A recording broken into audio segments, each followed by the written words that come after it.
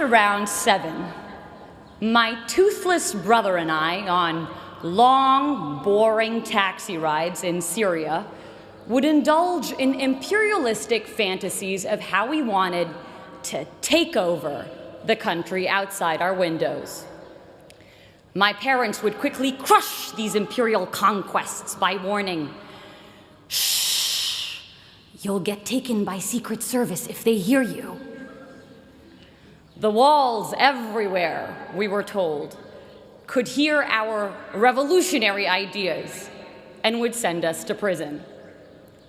Whereas children here had ghosts and the boogeyman, our equivalents were our governments.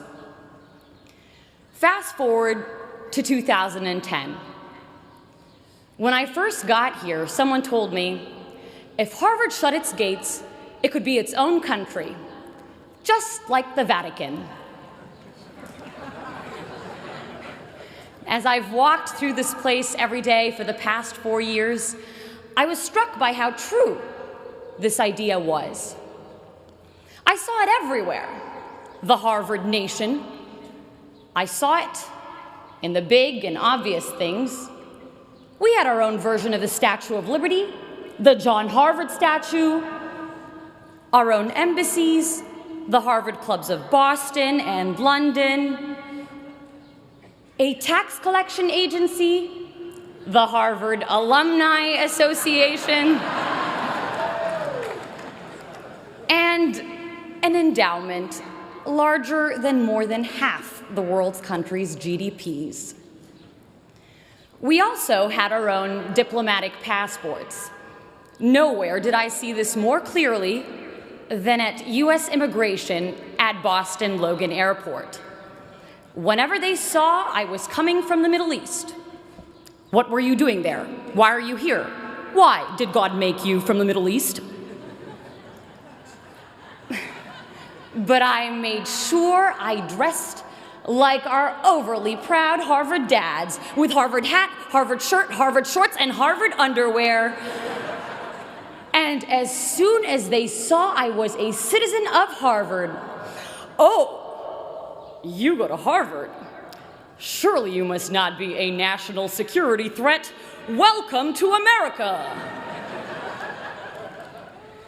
And suddenly, all the gates to the American dream opened wide. I saw it everywhere, this Harvard nation, but I saw it not just in the hard structures, but more importantly, in its invisible institutions, the invisible scaffolds around and undergirding the hard institutions. I saw it in the quarreling columns of the Crimson newspaper, its kung fu fights of ideas and lively student debates, with the potency to propel policy changes by the next morning's print.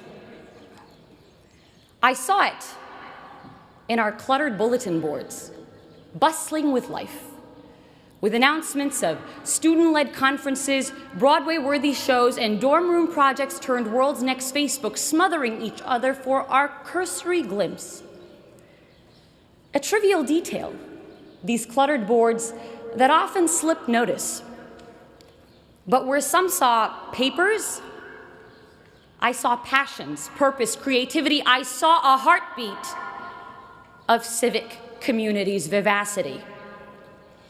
My parents' countries were places where institutional dysfunction killed off this social dynamism and vibrant productivity, and so I felt acutely here the value of civil society and living, breathing institutions. My time here would give me a working model of a better world.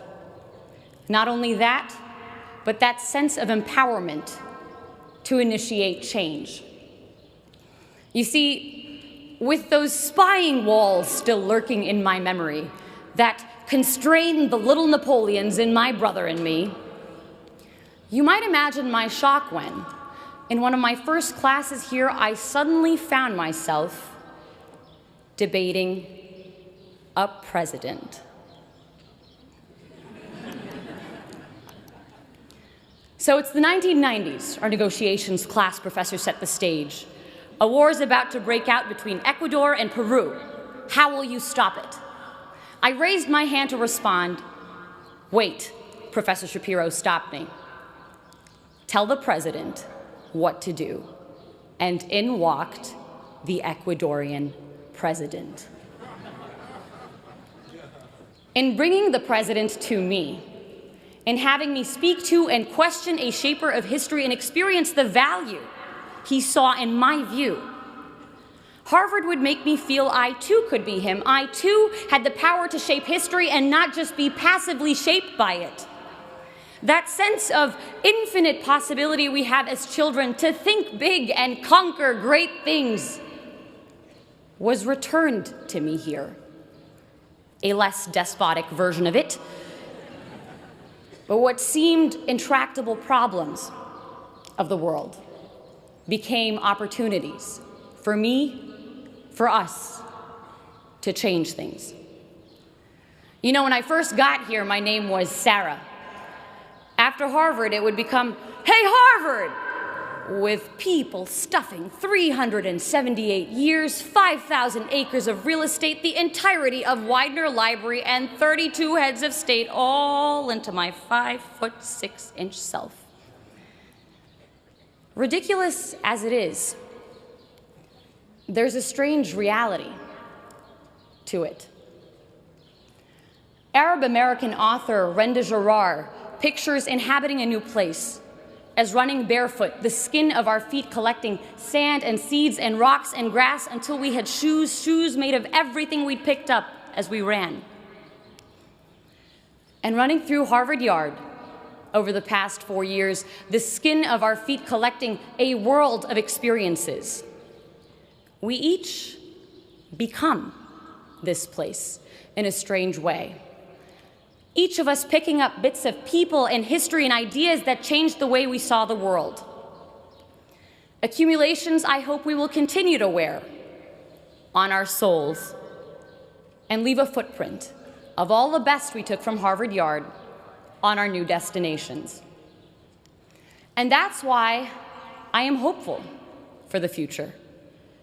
I am hopeful because of my dining hall dinners spent marveling at friends who, while their countries wage bloody war against each other, are able to carry out civil conversation and build generative projects together. I am hopeful because of the founding mothers and founding fathers of revolutionary ideas like these being launched into the world, who will make of its institutions, its constitutions, its hospitals, its art houses, something better. We hear a lot in the news about an Arab Spring. This graduation is sending 6,000 revolutions into the world, and the 6,000 revolutions graduating as part of the class of 2014. If we take those revolutions, those great ideas sparked behind Chipotle burritos and Starbucks coffee cups in our version of Tahrir Square, Harvard Square, out with us into the real world, into the real Tahrir Squares, and make something of them. Revolutions not in arms, but in minds more powerful and permanent.